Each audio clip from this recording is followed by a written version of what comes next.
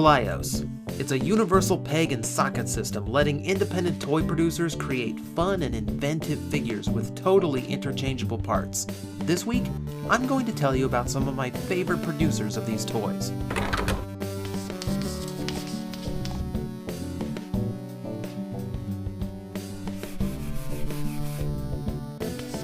Jesse Moore is the phantom of the Glyos universe. He comes and goes like the wind, vanishing from the earth for months at a time, and returning only when the time is right, usually when he has some epic toys to sell us.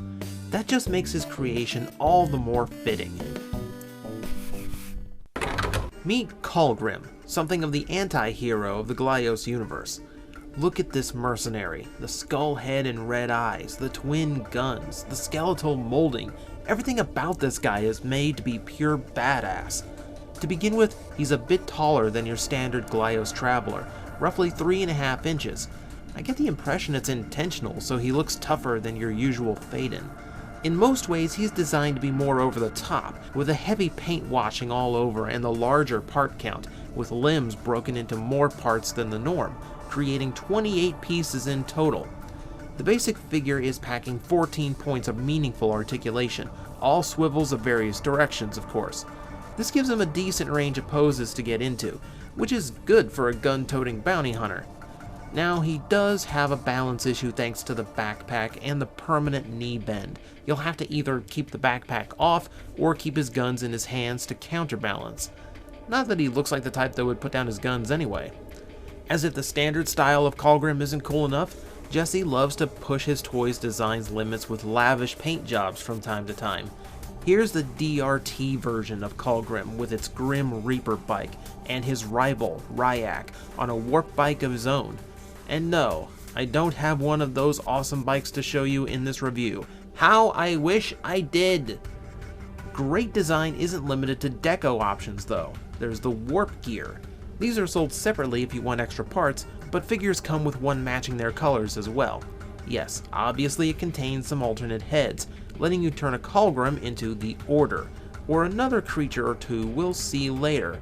For now, I'll point out my favorite part about these, the weapon components. Typically they're a pair of pistols, but from just 6 components, there's a ton of configurations to build, from machine guns to sniper rifles, even melee weapons if you prefer. I've had fun just seeing what armaments I could snap together for all my skull faces to hold so everyone had a distinct loadout. And yes, speaking of distinct, Rawshark is one of those Glyos companies that sells their main figure in multiple configurations. Along with the Order, check out this bizarre dude. This is a caliber dome, heavily armed, using the warp gear to turn his arms into giant shotguns.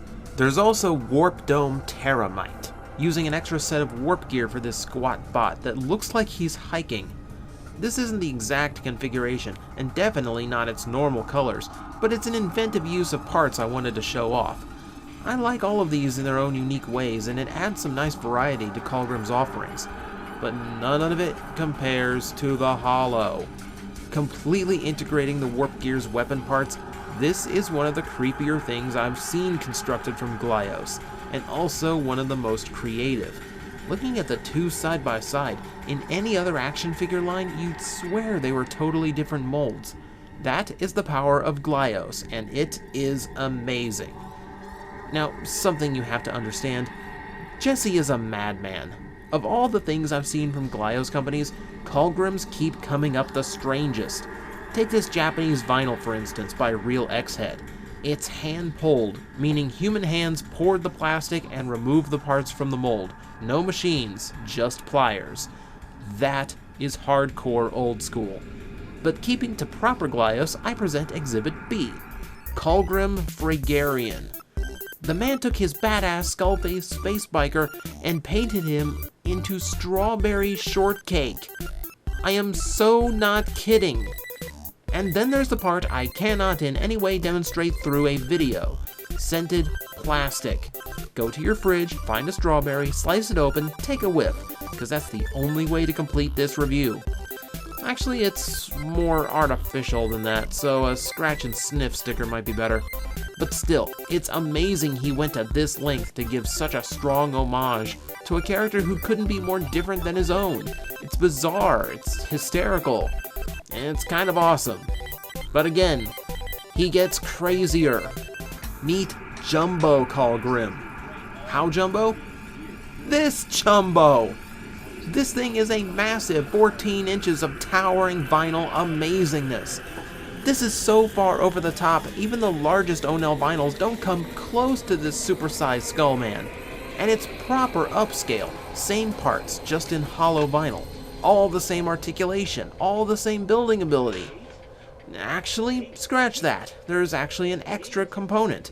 A massive switch pin on the warp gear that connects female ends of the largest Onel vinyl sockets. It's a one-of-a-kind part. No other production figure has one of those. In fact, no production toy at all has one of those.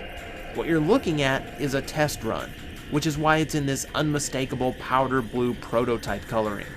Jesse sold the sample run but never took the toy to full production, at least not yet. It's also using the same pegs and sockets as other Onel vinyl releases, so even at this size, it's fully buildable and swappable with other Glyos vinyl toys. You will note, however, I am not demonstrating these. This is the one toy from this review week that I don't actually own. It's on loan for the sake of the video. And while I've loved experiencing the toy, this thing is so expensive and nigh irreplaceable, I can't take the chance of damaging it. Now, while working on Glyos 101, Jesse has been silent for a year with no new releases, but talk about timing, he just turned up again with a batch of classic figures. So while collectors love Callgrim for the wicked design and persona crafted around him, I'm happy to say it's available for newbies to enjoy for the same reasons. And with what he's done in the past, it's always worth keeping an eye out for him, because when he does something new, he does it like nobody else. But seriously, Jesse, produce the giant Callgrim so I can have one to play with. You've still got some extra credit to do. Don't make me hire the bounty hunter again.